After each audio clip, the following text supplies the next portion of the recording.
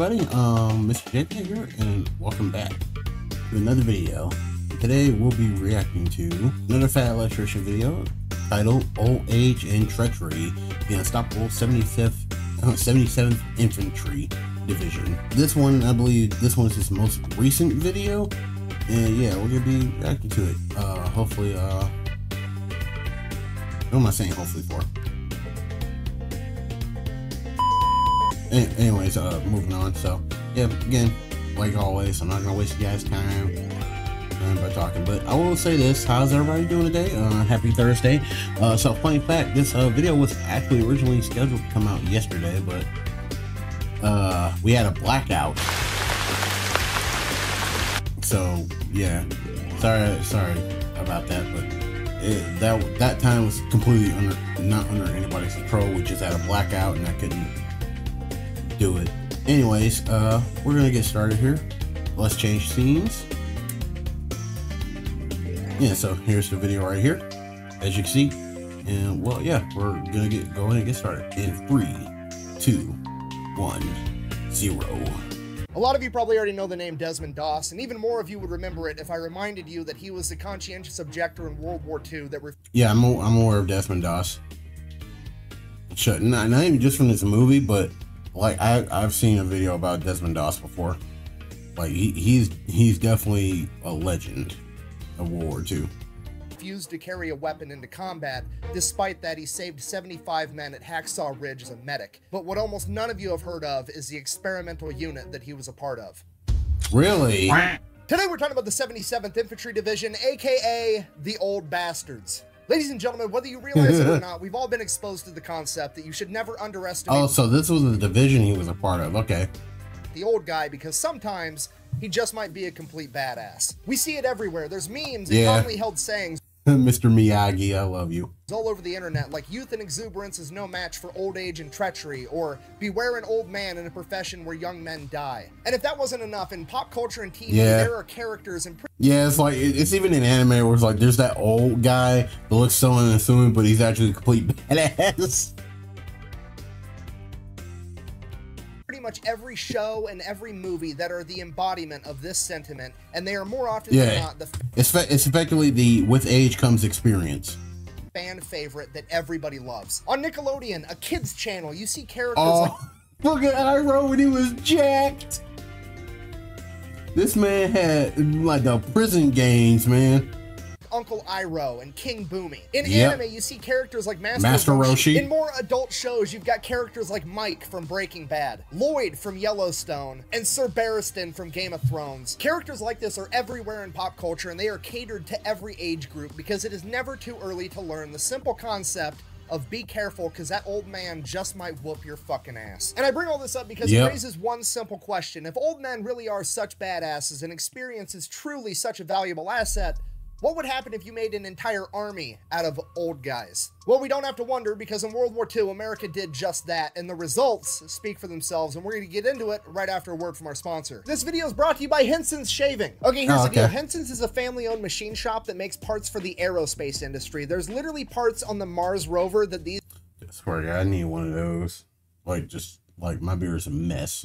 These guys made, and one day they woke up and they're like, hey, we're just gonna make the most precise safety razor on the market. And this is it. This is all they sell. It comes in aluminum or titanium. If you want to pay extra, it comes with a little stand. And then they also sell the razor blades, so you have a one-stop shop, not because their razor blades are proprietary, because this thing will take any shaving razor blade on the market. You don't have to buy their proprietary cartridge. You don't have to sign up for their monthly delivery thing. No, you buy this one time and then you can put any 5-cent razor in it and shave for the rest of your life. So the product itself is fantastic, but more importantly, the company is awesome, because every time a YouTuber does an ad like this, they get sent a little media packet full of talking points, what to say, what not to say, and so on. Now, I'm not supposed to disclose this, but the brief that I got for Henson's basically said there is no script, do whatever you want, we trust you. Also, in the first paragraph, they said this, quote, if for whatever reason you don't get a good shave with our product, please let us know. If we can't help you, then don't endorse us. We think we've made one of the very best razors in the world. If you disagree, we'd rather not ask you for a non-genuine endorsement. So the razor's great, and this is the type of company that you actually want to give your money to. I'm going to have a link for them down below. Let's get back to the video.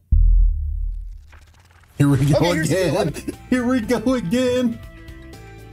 been making pro-American history videos on the internet for about 2 years now, and without fail, every single time I make a video about America and World War II, I get this exact keyboard warrior in the comment section.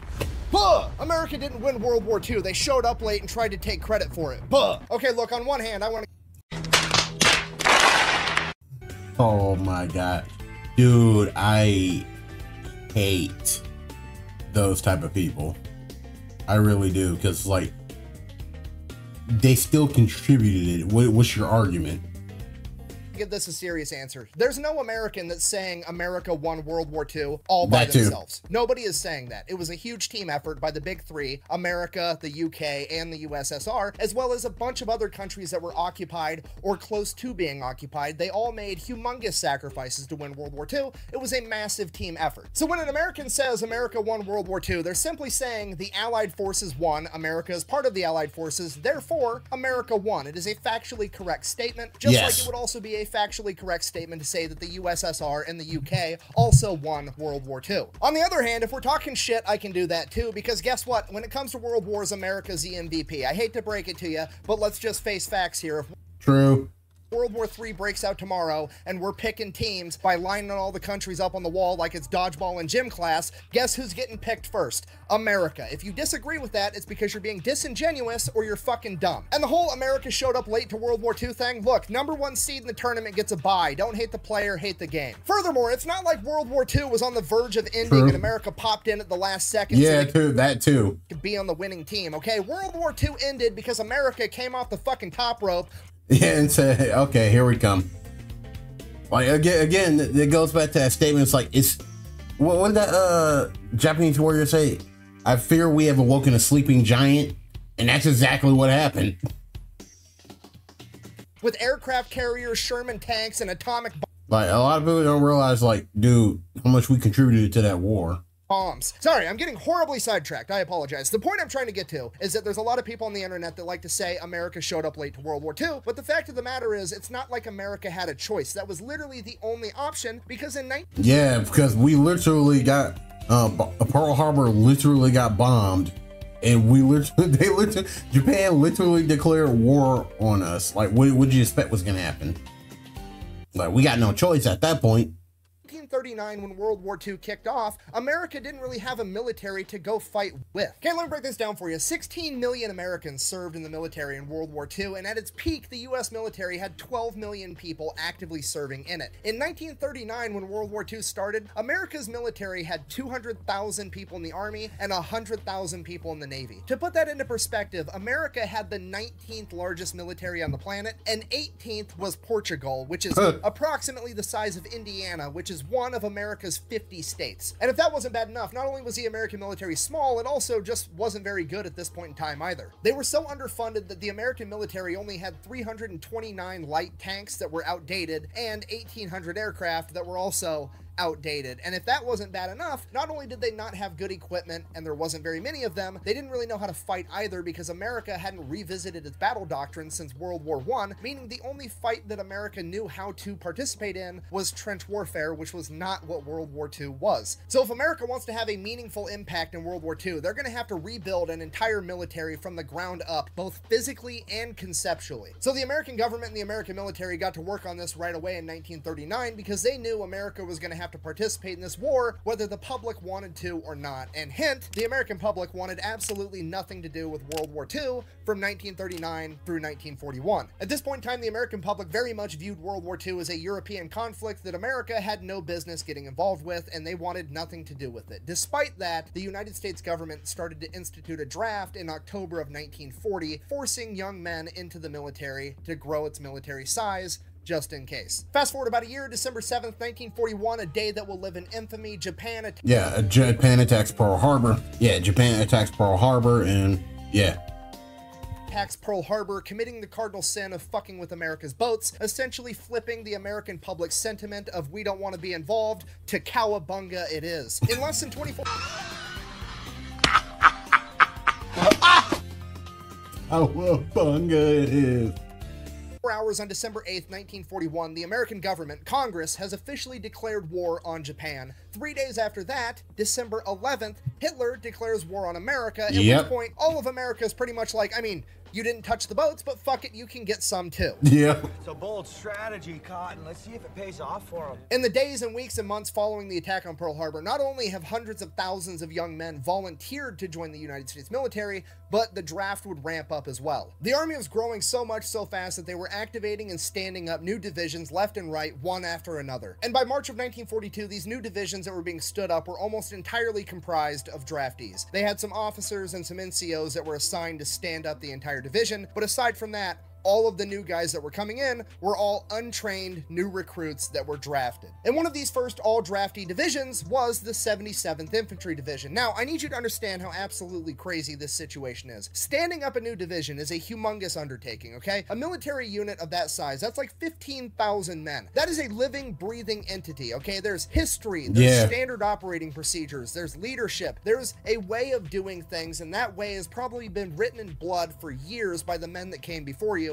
and you're just popping one up overnight. Okay, that's fucking crazy. Okay, let me explain this in a hypothetical so hopefully you can understand a little bit better. Okay, imagine that you showed up to work tomorrow. Let's say that you worked on an assembly line for Ford and you're building F-150s, and you showed up to work and they gave you and a couple of your buddies that you work with keys, and they're like, hey, drive across town. There's a big ass empty building. I need you to go ahead and start another manufacturing plant. There's no machines.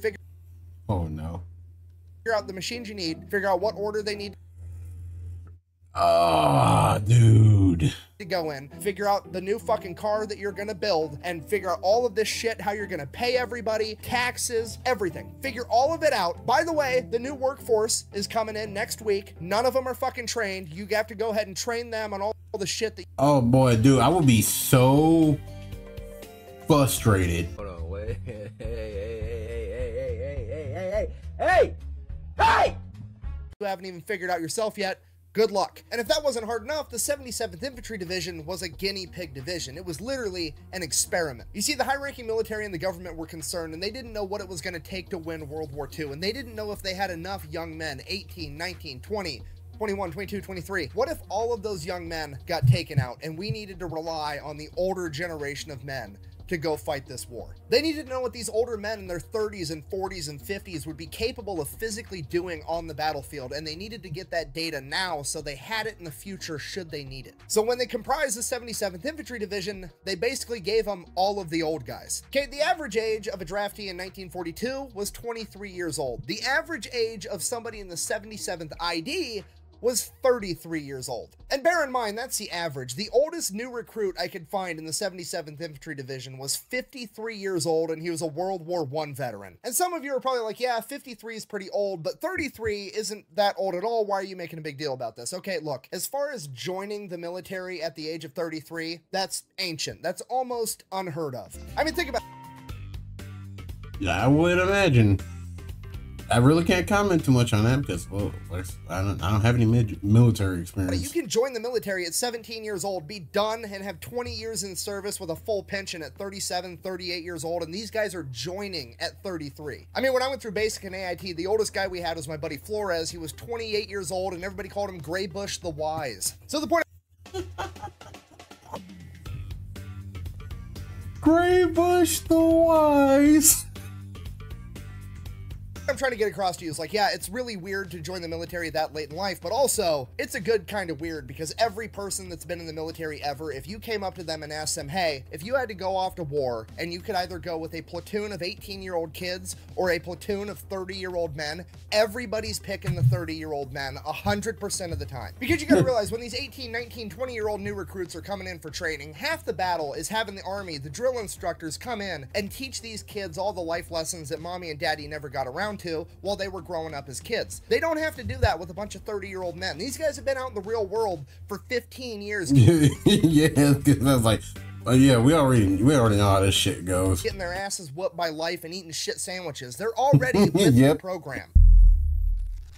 Back to basics. So the 77th ID shows up to Fort Jackson, South Carolina for basic training. That's 16 weeks and then another 12 weeks for their advanced training, which for most of them is just going to be infantry. And they absolutely crush it. They show up and there's very little like disciplinary or life lessons being handed out by the drill sergeants because, well, They're older than most of the drill sergeants. It's literally a bunch of middle-aged men showing up being like, okay, I'm here, show me what I gotta do to not die. And then whenever somebody was being an asshole, they would police themselves. Like one of the new recruits is being a dick, all the other new recruits would handle that issue internally before it even got to the drill sergeants because they wanted everybody squared away. So fast forward 2 months, they are on week 8 out of the 16 for basic training, and they are head and shoulders above all the other new training divisions. They're fucking effectively dad dicking the situation.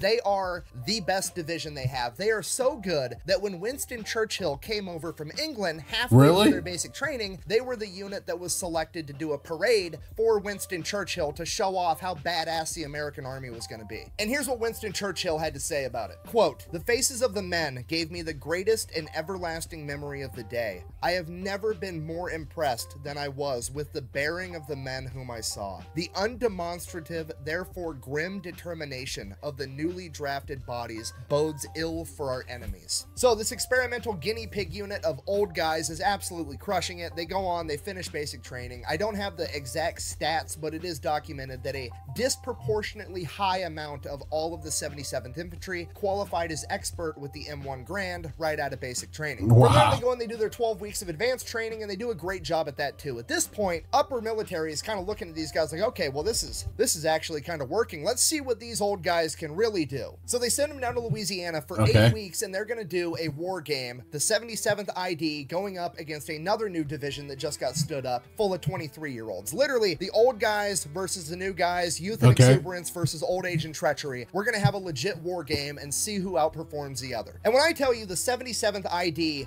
whooped that other division's fucking ass, it is a complete understatement. No, I believe you. Oh my god, I almost died. I almost died. I was so scared. Okay, now at this point, it's winter in Louisiana. It's going to be cold at night, especially considering they're not allowed to have tents and they're not allowed to have fires. They're just out there sleeping on the ground for 2 months doing this war game, going force against force. So, naturally, the 77th ID wants to play the mental warfare game and ruin it right out of the gate for these young kids. So, bearing in mind that it's winter and everybody's going to be cold, I don't know what to do. What did they do? The 77th launches a bunch of very aggressive ambush attacks, basically pinning the other force between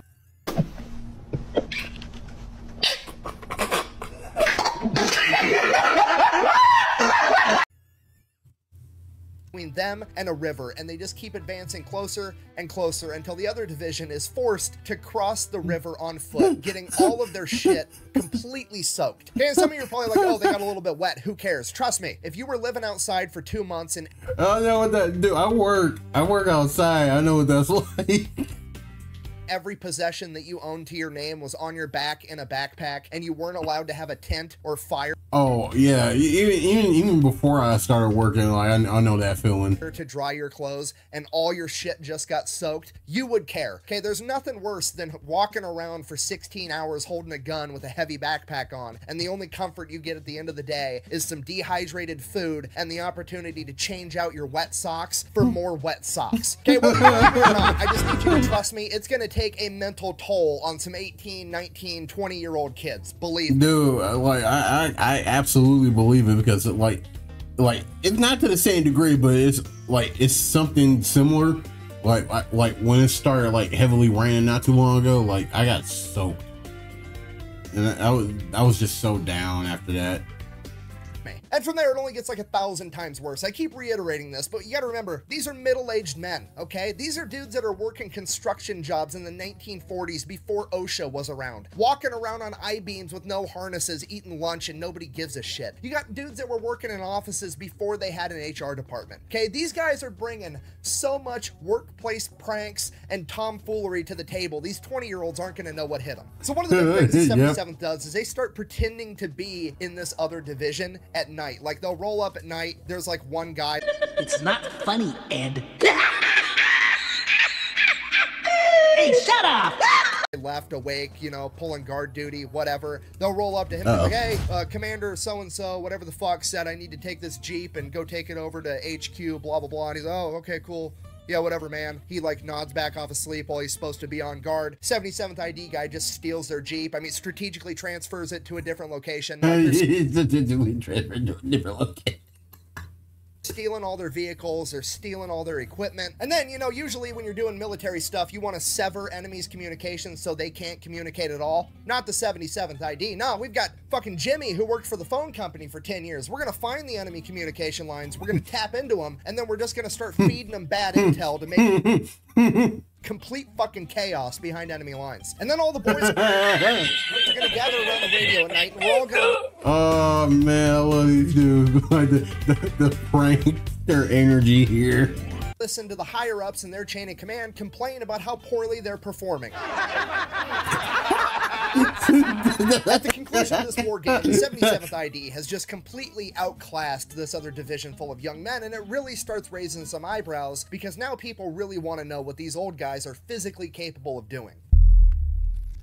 Oh, and this is where it goes from being kind of fun to not fun at all for the 77th ID, because the real experiments are about to begin. They send the entire 77th to a place called Camp Hyder. It's about 100 miles outside of Phoenix, Arizona, in the middle of the desert. So they show up to Camp Hyder. It's literally just the desert with a couple of tents. Not even enough tents for the entire division. They have to go and dig their own wells to find their own water. And then, because they didn't have enough tents, they're out there literally building mud huts to live in. So after they get done literally building an army base from scratch, the army comes along and they're like, hey, we want to know how far a normal dude can march in the desert in 100-degree heat if we only give him 1 quart of water. So here's what you guys are going to do. We're going to force you to march, and you're just going to keep marching until a certain number of you pass. Oh god, that sounds miserable.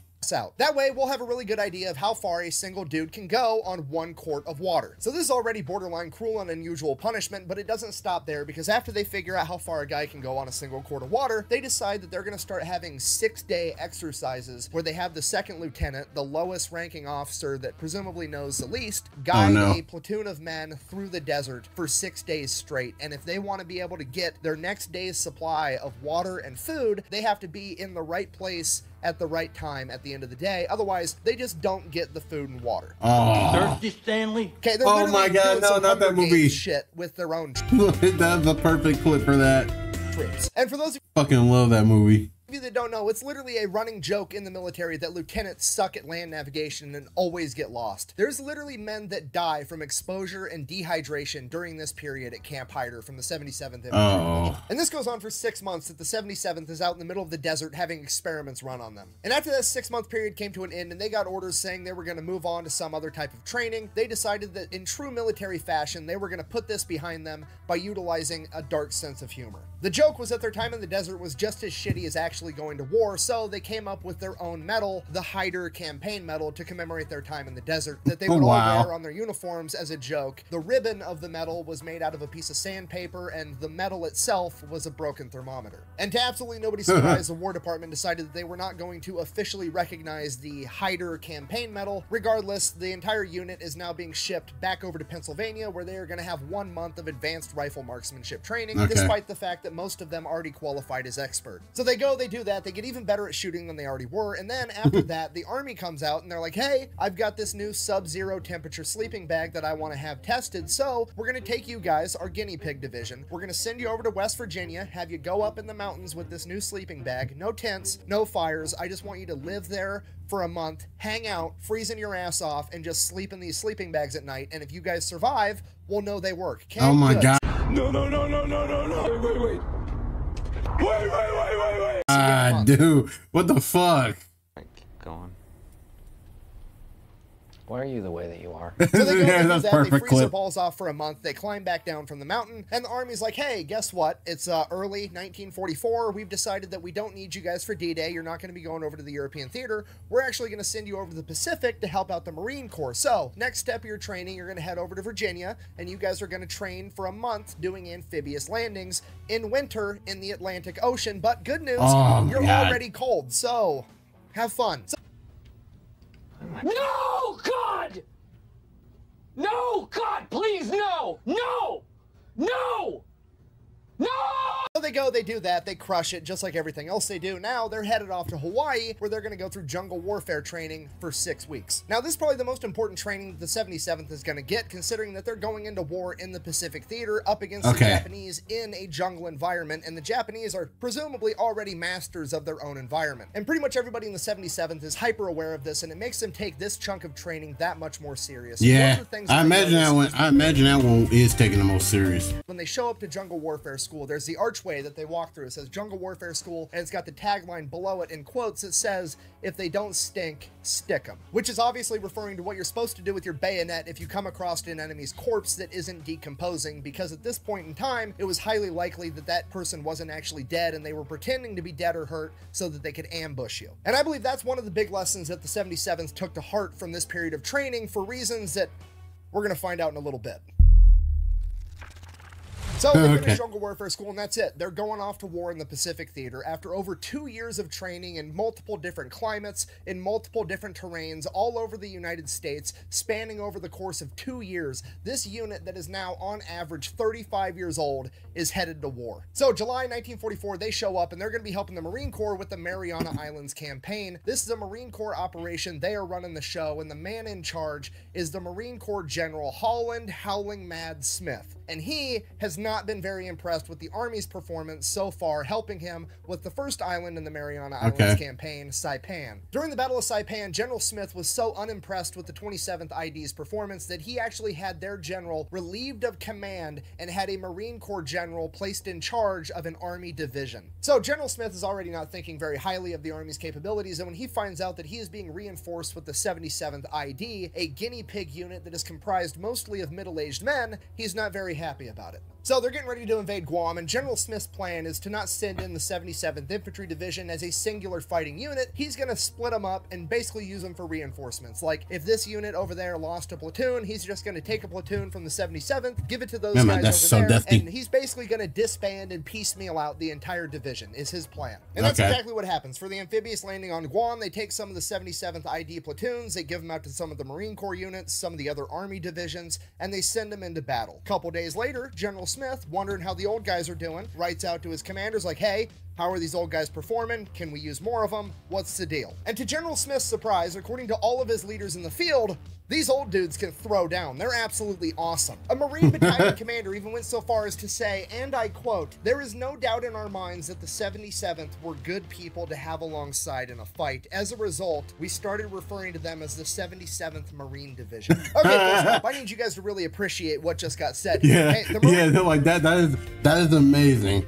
That is amazing. That is a salute worthy. That is great. Marine Corps, I love them, but they're not good at a whole lot. Really, if I were the commander-in-chief, I wouldn't call up the Marine Corps unless I wanted something dead, broken, or pregnant. That's really where they shine. That's their wheelhouse. You want to know what the Marines aren't good at? Giving compliments to other people. They're not about it, okay? So for the Marine Corps to look over at the 77th ID guys, a bunch of middle-aged Army dudes killing people in battle, and go, "You're one of us." That's the best compliment the Marines know how to give, okay? It's a huge deal. This is the equivalent of the Jedi Council giving you a seat on the council and giving you the rank of master. This is unprecedented. Allow this appointment lightly. The council does not. You're on the council. We grant you the rank of master. What?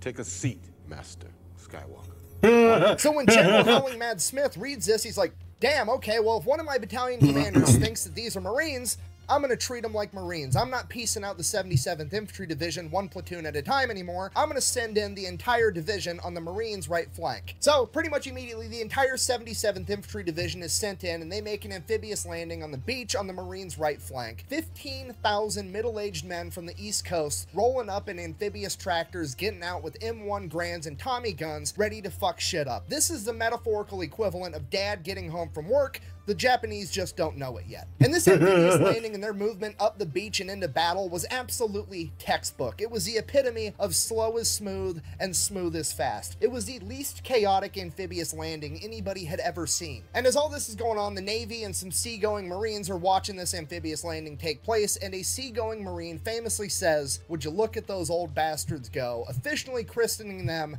with their new nickname, the Old Bastards. Now, the Battle of Guam rages on for about 2 more weeks until the island is secured on August 10th, 1944, and at the conclusion of this battle, it becomes clear to absolutely everyone, including General Howling Mad Smith, that his battalion commander was correct about the 77th Infantry Division. Because over the past 2 weeks of the Battle of Guam, the Old Bastards have racked up 2,741 God damn! Holy fucking shit. confirmed kills and sustained only 248 in return. Okay, that is a ratio of 11 to 1 going up against an enemy that has home field advantage and the luxury of playing defense from fortified machine gun positions, which is impressive. Absolutely insane. And with a performance like that, their new monikers of the Old Bastards and the 77th Marines are pretty much set in stone, with even General Holland Howling Mad Smith himself referring to them as such. Because of their incredible performance. Oh, your arm.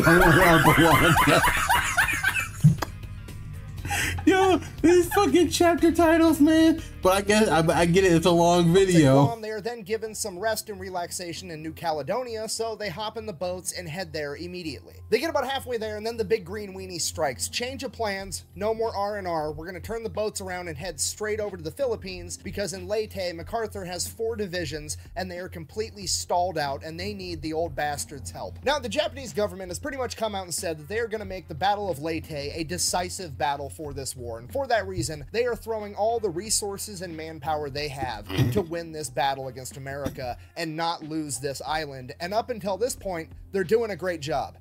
And then the 77th show up. They show up to Leyte Thanksgiving Day 1944 with the energy of Dad didn't get to take his nap and now it's gonna be fucking everybody's problem.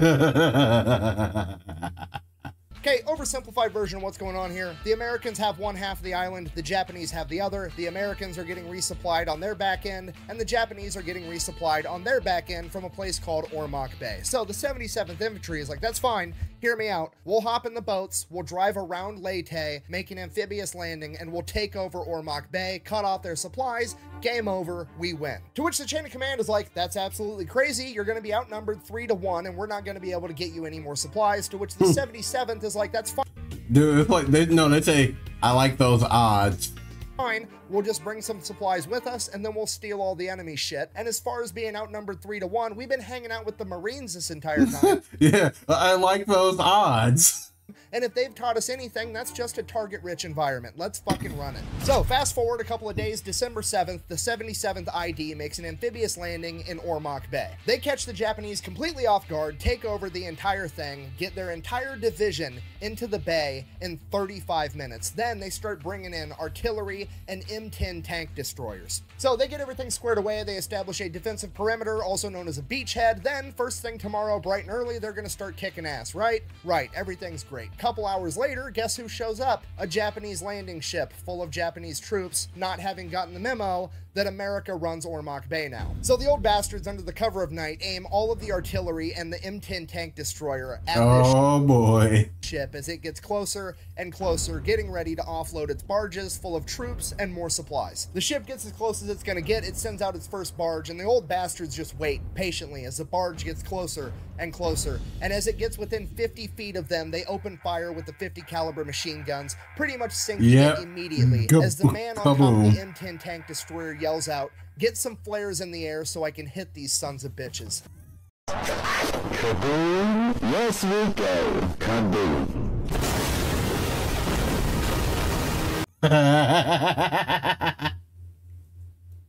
As the flares get shot up, the enemy ship is illuminated as the artillery and the M10 open fire on it, sinking it in a matter of minutes. Emotional damage. According to the 77th ID's unit historian, this is believed to be the only time in World War II history where an infantry unit has successfully sunk an enemy naval vessel. So they're already off to a great start, and what happens next is described by an observer from the War Department as a divisional epic. Over the course of the next 8 weeks, the 77th yeah, that is one hell of an epic. 7th goes on an absolute rampage, taking over 3 cities an airfield and securing 43 miles of main supply chain roads, okay? It's not a big island. There's not that many roads. They've basically taken over all of them. And the entire time they're doing this, they are acquiring enemy supplies, everything from food to vehicles, and anything they don't use, they destroy. And they're not just out there stealing all the enemy shit. They're out there giving out death certificates like they're Oprah Winfrey giving out cars, because during this period, they are credited. You get a car, you get a car, or in this case, you get a death, you get a death, you get a death. Oh, God, and the toll went up. With 19,456 confirmed kills. In return, they suffered 543 Americans killed in action. That's a lot. I'm not trying to diminish that in any way. Yeah. It needs to be said that that is a 36-to-1 ratio. Okay, Yeah. 19,000 to 500 is an ass whooping and a half, and this would be studied at Fort Benning by the Advanced Officers Training Program for the next 40 years on how to conduct a clinical, textbook-level ass whooping. This 2-month-long rampage would bring into the Battle of How to thoroughly kick someone's ass. Leyte, with America securing the By Sun Tzu. island, and the 77th would immediately be shipped over to begin preparations for the Battle of Okinawa. Okay, come and go. Oh, boy. So they get to the staging area for the Battle of Okinawa, at which point they are informed that there is a small island chain known as the Karamaretto Islands. It is 15 miles off the coast of Okinawa, and the chain of command believes that they are going to be of strategic importance, and the 77th has to go clear them out. Now, the Karamaretto Islands is made up of 4 main islands, and the old bastards decide that they're going to take all 4 of them at once because apparently they're in a hurry. So that's what they do. They launch an amphibious landing on all 4 islands at the exact same time. Some of the islands they take over with 0 resistance whatsoever, and the other islands they face very, very little resistance. And for a second, it was so easy that they were kind of thinking maybe they just wasted a bunch of time and resources capturing these islands anyways, but upon further investigation, what they found was a fleet of 360 hastily made boats that were filled to the brim with explosives that the Japanese were going to use in a kamikaze style attack, but instead of planes, they were going to be driving explosive boats directly into American ships during the main invasion of Okinawa. So being able to prevent the enemy from using these weapons during the invasion of Okinawa made this entire mission completely worth it. Fast forward a couple of days, April 1st, 1945, Easter Sunday, the Battle of Okinawa begins. It is 2 Marine divisions and 4 Army divisions making the initial landing, and the 77th is not one of them. They are being held back in reserve. And just to be clear, they're not being held in reserve because the chain of command thinks that they're the second string backup guys. They're being held in reserve because they have the reputation of being the problem solvers, and they want to save the 77th until they diagnose where the real problem's at, and they're going to send the 77th in then. Pretty much immediately after the invasion of Okinawa, it becomes very clear to the chain of command that they missed a nearby airfield. There is a small island neighboring Okinawa known as Lishima, and on that island there is a Japanese airfield, and that airfield needs to go away. Problem is, that airfield is being guarded by 5,000 Japanese soldiers that are very well dug in, and they are not about to give up without a fight. So they send in the 77th. Okay. The old bastards make quick work of it, securing the entire island of Lishima in 6 days, with none of the Japanese willing to surrender. Virtually all of them were killed in combat, approximately 5,000 enemy soldiers, with the 77th losing 258 men in return. And while the old bastards are securing Lishima, the Battle of Okinawa is still raging on. It is one of the bloodiest, most hard-fought battles in American history. The island is being guarded by over 100,000 Japanese soldiers, with hundreds of heavy artillery pieces, thousands of mortar positions, and fortified machine gun positions. They have the high ground and they have underground tunnel networks. This entire battle is a fucking meat grinder. The entire island of Okinawa is an enormous problem and nobody is having a good time, but one of the most problematic areas is a 100-foot high cliff face where the Hacksaw Ridge 96th Infantry Division has been absolutely shredded. This place is known as the Escarpment, or as it would later become known as Hacksaw Ridge. The old bastards are being sent in to do what the 96th Infantry Division couldn't pull off. As they show up, they send 2 battalions up the 100-foot high cliff face to engage the enemy. The Japanese drove both battalions back, forcing all of them to retreat. All of them except for one. One of the youngest old bastards, a 20 yeah, there he is. There's the boy. There's Desmond. 6-year-old medic by the name of Desmond Doss, who was unique in that he refused to carry a weapon into battle because he was a conscientious objector that didn't want to hurt anybody. He only wanted to save people. He stayed up top while everybody else retreated, and while evading the enemy, he managed to go around and find wounded Americans and begin lowering them down the cliff face all through the remainder of that day and all through the night. By the next morning, he had single-handedly lowered 75 men down a 100-foot cliff face, saving all of them. The next day, the 77th would attack again, this time sending up one battalion to engage the enemy and the other battalion out and around the side to flank them. During this battle, Desmond Doss would become mortally wounded by grenade shrapnel and sniper fire. While wounded, he continued to insist that the other medics and litter bearers continue to save other men rather than himself. The old bastards would finally take the ridge, killing over 3,500 Japanese soldiers and losing over 600 men of their own, but amongst them was not Desmond Doss. The men of the Thankfully, dude, man, his story is so good. 77th got Doss evacuated in time. He would survive and eventually go on to be awarded the Medal of Honor for his actions at Hacksaw Ridge. But as his journey in World War II came to an end, the old bastards still had work to do. Now the 77th is going to be sent to capture Treachery Castle, but in order to do that, they have to punch through the Treachery line, which is essentially a natural wall of hills and cliffs, and on top of them is 50,000 Japanese soldiers manning fortified machine gun positions. I just want to see, I mean, I'm pretty sure you already, I think he knows that everybody already knows who Desmond Doss is, but I would love to see him do a video of Desmond Doss.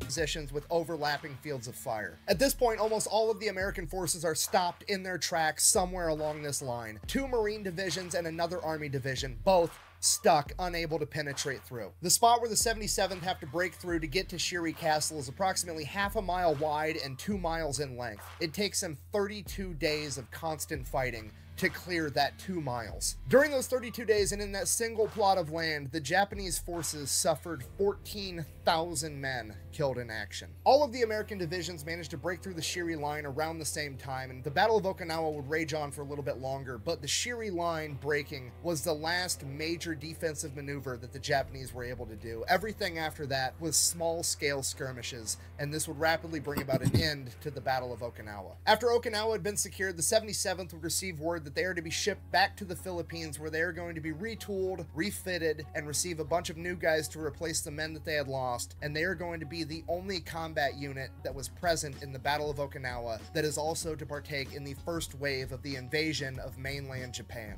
Which is probably the shittiest compliment imaginable. Hey, you guys did such a great job, Yeah. you get to do it again. Luckily, however, after arriving to the Philippine island of Cebu, the 77th ID would receive word that America had utilized a new type of weapon by dropping an atomic bomb on Hiroshima and Nagasaki, forcing the Japanese to surrender, and they would not have to go and invade the mainland of Japan.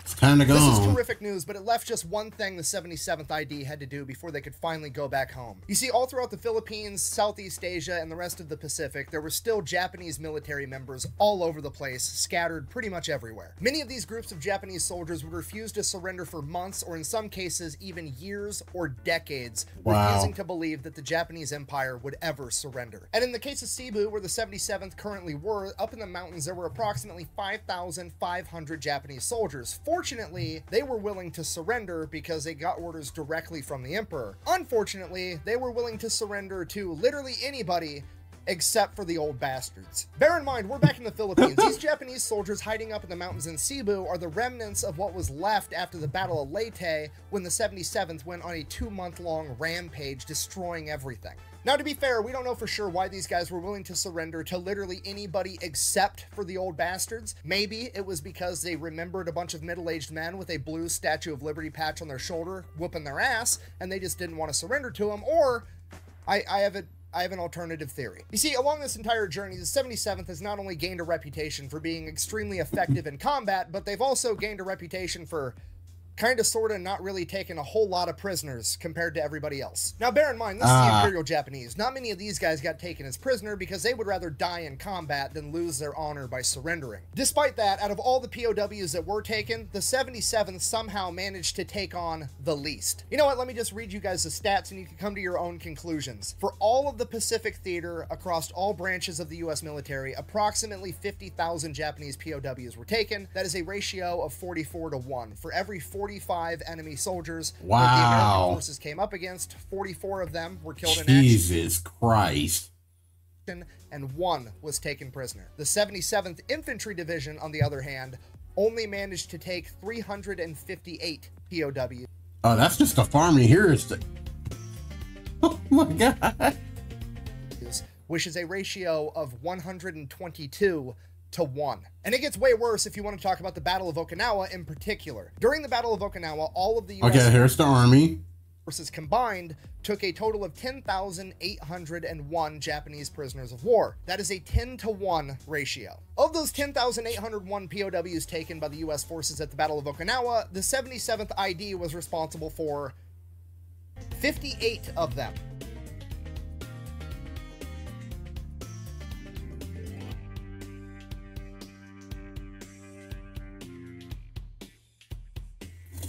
Oh my God.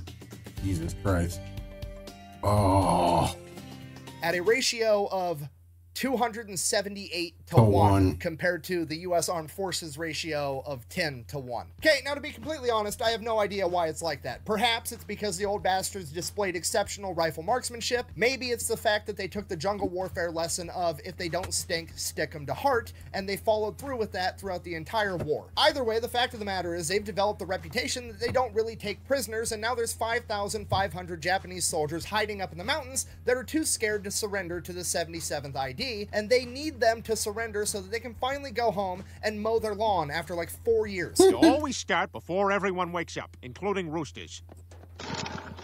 What the? Hey, shut up! You shut up! So the leadership of the 77th sends it up the chain of command, hey, you're gonna have to get some other unit out here to accept this surrender because they're willing to surrender to anybody except for us.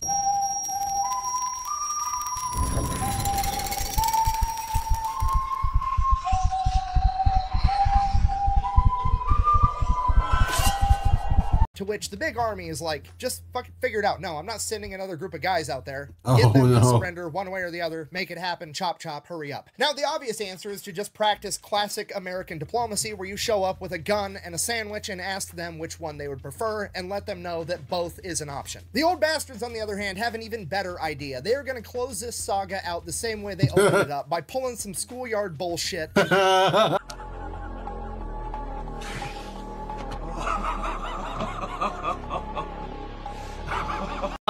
Yes, let's go. Pranksters. So here's what they come up with. A lot of the new reinforcements that they were getting weren't old guys anymore. It was just whoever the army had. So it was 18, 19, 20-year-old kids. So they took them, had them take the blue Statue of Liberty 77th ID patches off their uniform, and they're going to send them up the mountain, have the Japanese surrender to them, separate them from their guns right there, and march them down the mountain. So that's exactly what happens. They start marching the Japanese down the mountain. Japanese are happy because they've gotten to surrender to literally anybody except the old guys with the blue Statue of Liberty patch on their shoulder.